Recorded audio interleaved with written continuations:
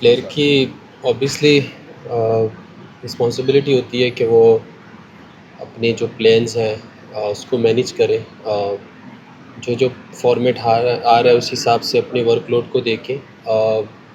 तो यही है अभी, जिस तरह भी ये नया सिस्टम आया है तो देखते हैं कि होपफुली कि इसमें क्या चेंजेस आते हैं। होपफुली हम होप करते हैं कि अच्छी चेंजेस आएँ और जो वर्क मैनेजमेंट है वो सारे प्लेयर्स के उस तरह मैनेज हो जैसे फास्ट बॉलर्स के भी, कि जो जो फॉर्मेट जो खेल रहा है वो उस हिसाब से अपने वर्कलोड को मैनेज करे और उसके लिए तैयार हो। दरियाल थोड़ा जब तेज़ भी बोल रहे हैं। फास्ट बॉलर्स का जिक्र होता है पाकिस्तान का नाम हमेशा टॉप पे रहा है, लेकिन कुछ ईयर्स के अंदर हमने देखा है वो परफॉर्मेंस जो एक चली आ रही थी वो थोड़ी हल्की बहुत ड्रॉप हुई है, शायद हारने की वजह से है जो भी है, लेकिन हमारे बॉलर्स की पेस भी काफ़ी हद तक कम हुई है। उसके पीछे क्या लगता है, कोई फिटनेस है, ये कंटिन्यूटी क्रिकेट की लगातार जो खेल रहे हैं कंटिन्यूसली उसकी वजह से ड्रॉप हो रही है सामने देखा देखिए बिल्कुल आपकी बात सही है। कुछ चीज़ें ऐसी हैं जो परफॉर्मेंस हमारी obviously as a bowling unit उतनी अच्छी नहीं हुई, लेकिन मैं स्टिल बिलीव करता हूँ कि अगर बॉलिंग यूनिट की परफॉर्मेंसेस देखिए तो जिस तरह की क्रिकेट फास्ट हुई है, जैसे आजकल ओडीआई क्रिकेट में आप देखो तो 300 प्लस रन्स होते हैं, 350 स्कोर होते हैं, और अगर आप टी20 में देखो तो टी20 में भी 200 प्लस स्कोर होते हैं। और 200 प्लस स्कोर का मतलब ये हुआ कि आपकी ऑलरेडी आपकी जो इकॉनमी है वो 10 होगी, राइट? तो मुझे लगता है कि जिस तरह क्रिकेट चेंज हो रही है तो उस हिसाब से हमारे लिए थोड़ा सा सरप्राइज़ है, क्योंकि हमारे बॉलर्स ने पहले जिस तरह किया हुआ है तो उस टाइम पे क्रिकेट ये वाली नहीं थी जो आजकल हो रही है।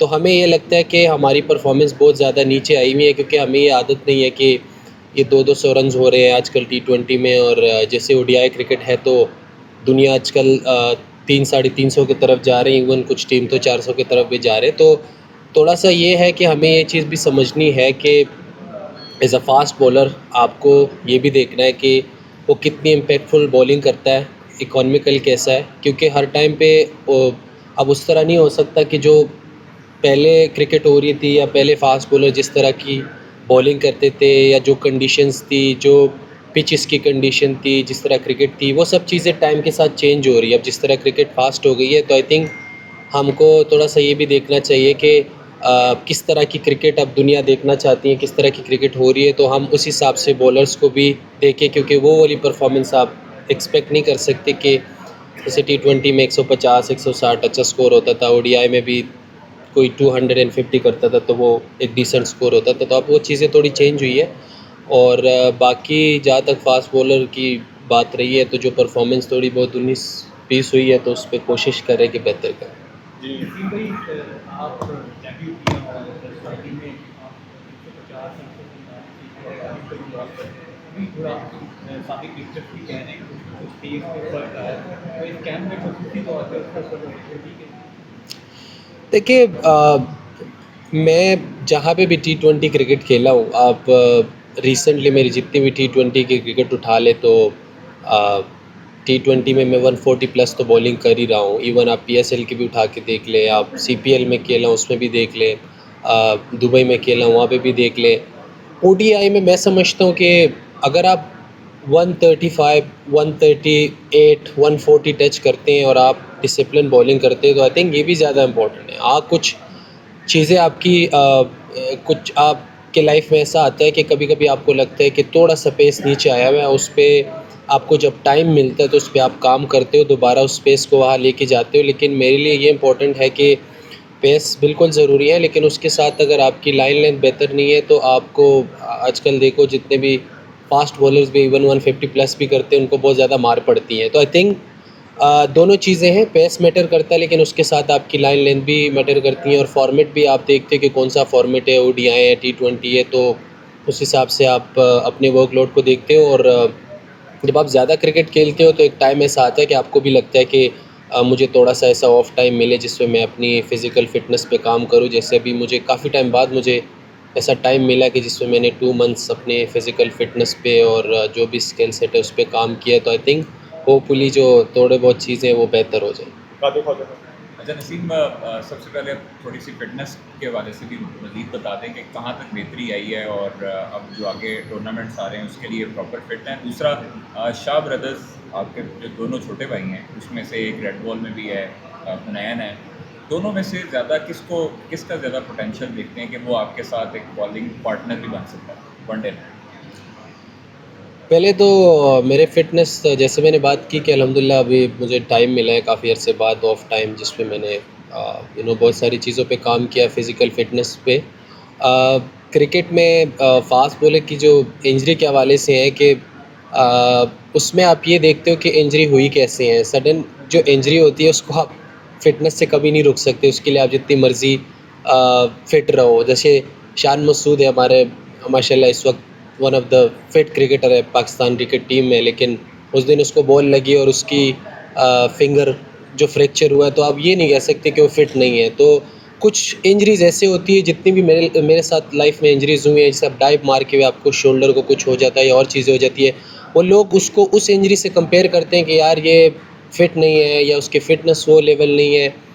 वो चीज़ें डिफरेंट है, जैसे कि आप बॉलिंग में आपकी वो फ़िटनेस नज़र नहीं आ रही या ग्राउंड में नहीं आ रही, वो डिफरेंट चीज़ है। लेकिन जो इंजरीज़ होती हैं वो डिपेंड करता है कि वो इंजरी हुई कैसे है। हम लोग अक्सर इस चीज़ को भी उसी में ले लेते हैं कि यार इतना, अब मैं अगर 2-3 महीने अपने फ़िटनेस पे काम किया है, सारी चीज़ें की, अब मैं जाके मेरा पैर मुड़ता है या कोई मैं गिरता हूँ, मेरा शोल्डर इंजरी होता है, तो न्यूज़ यही आते हैं कि यार वो फिट नहीं है, वो तो फ़िटनेस में इतनी चीज़ें तो सही, तो वो चीज़ें आपके कंट्रोल में नहीं है जो ग्राउंड की इंजरीज़ होती हैं। और उसके अलावा जैसे आपने हुनैन और उबैद की बात की, तो दोनों के साथ मैं घर से ही क्रिकेट स्टार्ट की है और मेहनत कर रहे हैं, लगे हुए हैं। होपफुली जब भी मौका मिले मेरे लिए प्राउड मोमेंट होगा कि दोनों के साथ, और जिस तरह उबैद अभी पाकिस्तान से खेल रहे हैं, तो ऑब्वियसली प्राउड मोमेंट है मेरे लिए कि वो पाकिस्तान से खेल रहे हैं। पाकिस्तान को रिप्रेजेंट करना एक ऑनर की बात है, और मैं समझता हूँ कि आगे वो अगर मेरे साथ खेलेगा तो मेरे लिए बहुत प्राउड मोमेंट है। लंदन में आपका एक डायलॉग है कमाल है, तो ये बड़ा फेमस हुआ था। तो उसके बाद जो आपकी परफॉर्मेंस है और जो फिटनेस है, क्या वो कमाल है रैंक के ऊपर आगे हो या टाइम? अच्छा सवाल है। कमाल के लिए बिल्कुल कमाल की चीज़ें करनी पड़ती हैं, और मैं इस चीज़ को मानता हूँ कि जो मेरी परफॉर्मेंसेस थी वो उस तरह नहीं रही। कुछ इंजरीज़ के बाद भी चीज़ें ऐसे होती है कि उस तरह की लाइक इंजरी के बाद मुझे इतना टाइम मिला भी नहीं था उसके बाद कि मैं दोबारा से अपनी ऑफ टाइम में अपनी फ़िटनेस और चीज़ों पे काम करूँ। ऑब्वियसली जब आपकी परफॉर्मेंस डाउन होती है तो आपकी हर चीज़ डाउन ही लगती है, आप जो मर्ज़ी कर लो वैसे ही आप कमाल लगते नहीं हो। दोबारा जब परफॉर्मेंस आ जाती है तो बहुत सारी चीज़ें उसमें आपकी कवर हो जाती हैं।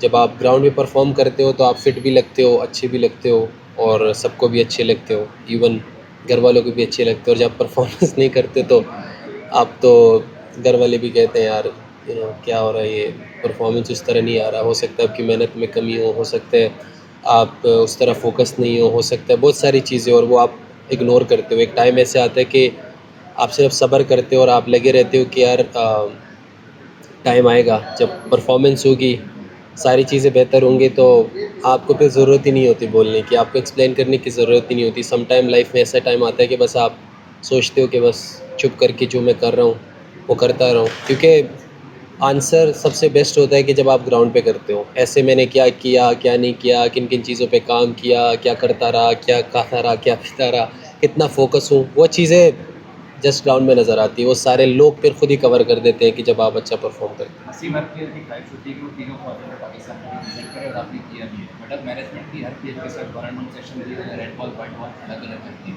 मैनेजमेंट ने आपको किस फॉर्मेट तक मैनेज किया है कि आप वनडे और टी20 खेलेंगे, सिर्फ टी20 खेलेंगे, क्योंकि संडे फॉर्मेट पे वो भी इसी तरह की कैटेगरीज के साथ। देखिए, अभी मुझे नहीं लगता कि हमारे पास इस तरह का कोई ऑप्शन है कि हमने क्या चूज़ करना है।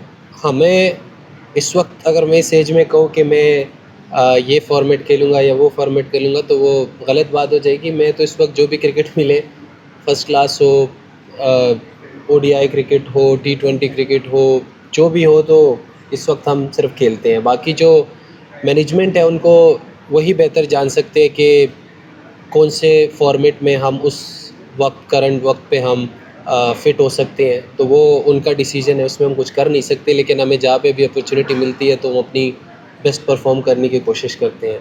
थैंक यू, शुक्रिया। थैंक यू बहुत सर, शुक्रिया। Thank you, thank you.